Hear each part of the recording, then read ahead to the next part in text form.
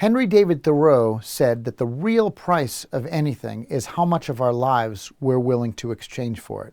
And as a society, boy, are we giving a lot. We're spending way too much time and money trying to quench a thirst that we can't possibly seem to satisfy. And we're going broke mentally, physically, and financially to try and do it.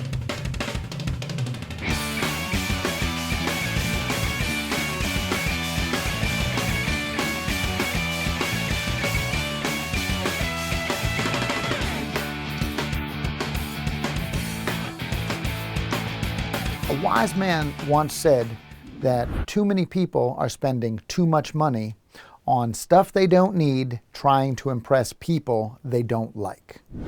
Why would anyone do that? There's a couple of reasons, but the first and foremost is we think it makes us feel good. When we spend money, whether we have it or not to spend, we find it and we spend it, and then somehow we feel like we're trying to satisfy a thirst. We are trying to fill a void, fill a hole, maybe that somewhere else in life we don't feel that great about, but we're able to go out and spend a little money, and in the moment we're able to feel good. There's two problems with that. One is, as a society, our spending is now completely out of control, and we're going to take a look at that. But the second problem is that it doesn't actually make us feel good, and you're going to see why. By the fourth quarter of 2024, our consumer loans were at $8 billion in the country. By the fourth quarter of 2024, student loans were at $9 billion. Our mortgage consumption had grown by $11 billion. That's how much we'd stacked on top of what we owe there. Our credit card spending balances were at $1.21 trillion. Let me say that again. Credit card spending, fourth quarter of 2024, sat at $1.21 trillion, only overshadowed by our love for spending money on automobiles that we can't afford. Auto loans sat at $1.66 trillion outstanding. Add to that, our non-home consumer spending had grown by $73 billion. That's just stuff. That's us buying stuff. So why are we doing this? Who's spending all this money, and why would we do it? Well, as I stated, it feels good to spend money. See, if we are dissatisfied in other areas of our life, maybe we don't love the car we drive, maybe we don't love the home we live in, maybe we would like a better job, maybe we would like a better relationship, but there's all these other areas that we're dissatisfied and we don't feel good. So we have this void.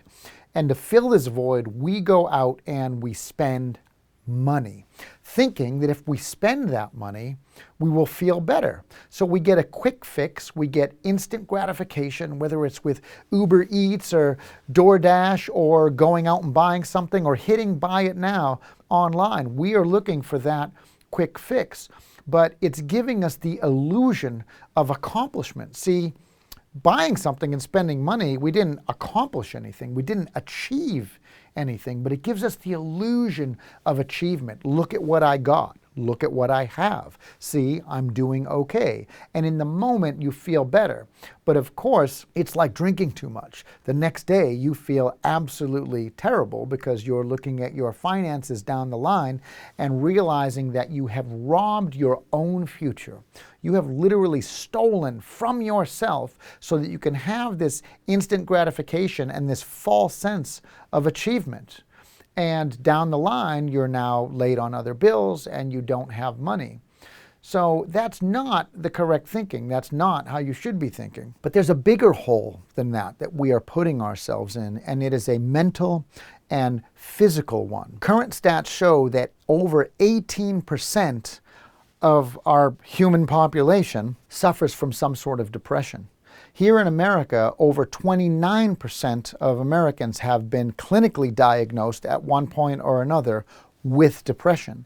In women, that statistic is a lot higher. 36% of women have been diagnosed with depression.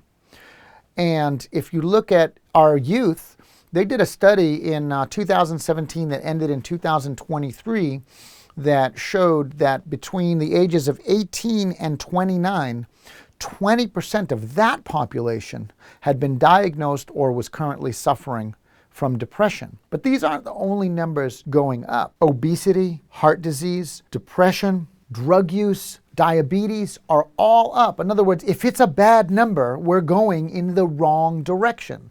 All of this technology that's supposed to be helping us and make our lives easier, and we have self-driving cars and self-tuning engines and self-cleaning ovens, and we have anything at the tip of our fingers with this device called a cell phone. There's nothing that it can't do, and we have AI doing everything else for us. People are actually more miserable than ever, and they're unhealthier than ever. So as a society, as the human race, we are going in the wrong direction because we are chasing a high that we cannot possibly achieve. We cannot possibly buy enough stuff to make us feel good.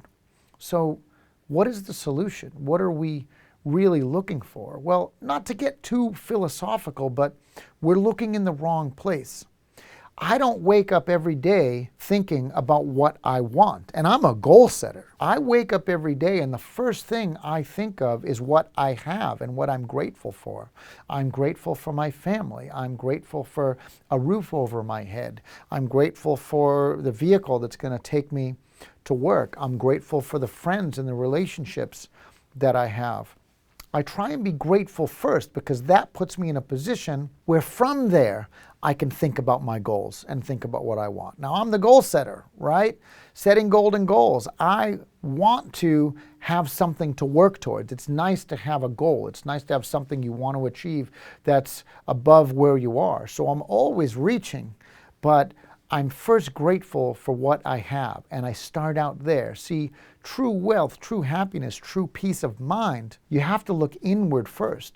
You have to be happy with yourself. So I think the most important thing that we can reach for is developing our self-esteem. Self-esteem has to come first. You know, when I was a kid and I'm playing soccer on a field, I didn't score a goal every time, but I ran hard every time. Maybe I made a good pass. Maybe I made an assist. Maybe I just threw a good block. I don't have to score a goal every time for me to have done well and for me to build my self-esteem. I'm good at something. I try and be good at something. I'm going to work at that something.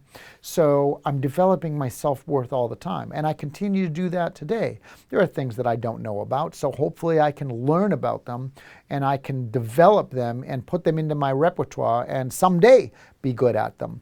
But for now, I'm going to be happy with where I'm at. I'm going to set a goal and I'm going to go for that goal and I'm going to take myself up to the next rung on that ladder.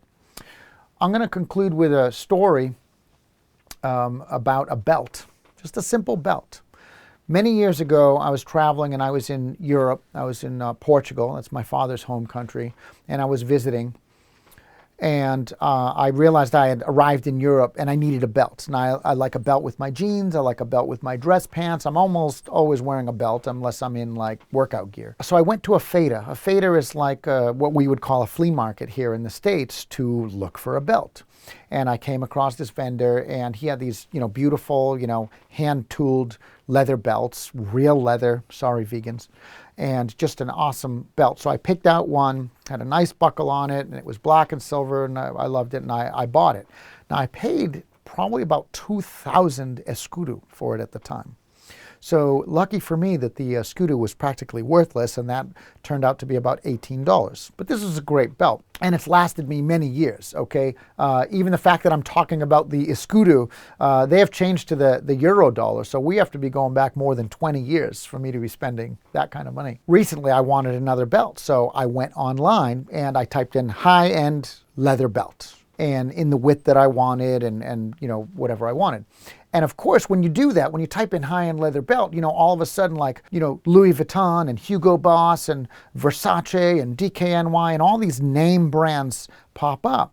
And I was just flabbergasted at the price of these belts. I mean, some of these belts were, $90 or $100, but some were $500. And I said, my God, is someone really going to buy a $500 belt? And I thought, who does buy who's the type of person who buys a $500 belt? Because I have money and I'm not going to spend $500 on a belt. I want a high quality belt. Don't get me wrong. I want the best belt I can get, but I just think that's an obscene amount to pay for a belt. Of course, you're talking to a guy who in a bind has used a piece of string to make a belt. But there is the type of person who's going to spend that type of money. Who? That's someone who's hoping that someday, somewhere, somehow, someone will notice that you're wearing that Versace belt. And you'll be able to say, oh yeah, it's a Versace, it's very expensive. The other type of person is the type of person who feels like they want to be rich, so if they're buying the things rich people have and they're wearing the things rich people have, that they've elevated themselves automatically to that status. And that also is not true. What you've actually done is quite the opposite. If you're spending money and you can't really afford to be spending money like that, then you're keeping yourself broke. And it's why you probably don't have money. And there are telltale signs. If you have to borrow the money, if you have to put the sale on a credit card, if you're using eBay bucks or whatever to try and buy this, then you don't have the money. And your money is better off spent elsewhere or saved, God forbid. I ended up finding a great belt, and it ended up costing me about $20 again, even now. In this day and age, I found a killer belt. It was awesome, and it's genuine leather. And for 20 bucks, I have a beautiful belt that's going to last me a long time. So I look for quality. I look for high quality, real quality, but I don't want to overpay because that's just stupid and that doesn't make any sense. And I would rather my money be in my bank account earning some interest than be in the bank account of some other company that probably has a ton of money already. I don't need to fund their lifestyle when I'm trying to fund my future. The key here is to not get caught in the traps. There are plenty of people, and there's plenty of stories of an Elvis Presley or a Kurt Cobain who had all of the financial trappings of success, nice cars, nice homes, lifestyle. Everyone knew who they were. They were super rich and super famous, and their lives ended poorly, literally too soon, because they weren't happy, because they weren't looking for success inside themselves. They weren't looking for true happiness and true peace of mind, which unfortunately, people, does not come from anything out there in the world. So true wealth ultimately does not come from acquiring anything in the outside world. True happiness and peace of mind come from looking inward and being grateful for what you have and using that as a stepping stone to set your goals for what you want in the future. So buy things, but love them, use them, wear them out, and look for high quality, but don't overspend, because spending too much now means you're robbing yourself of your own future later on. My name is Daniel F. Margasa. You are watching The Almost Criminal Millionaire. If you enjoy watching about the topics of money, health, and wealth of your finances, then please like and subscribe for more.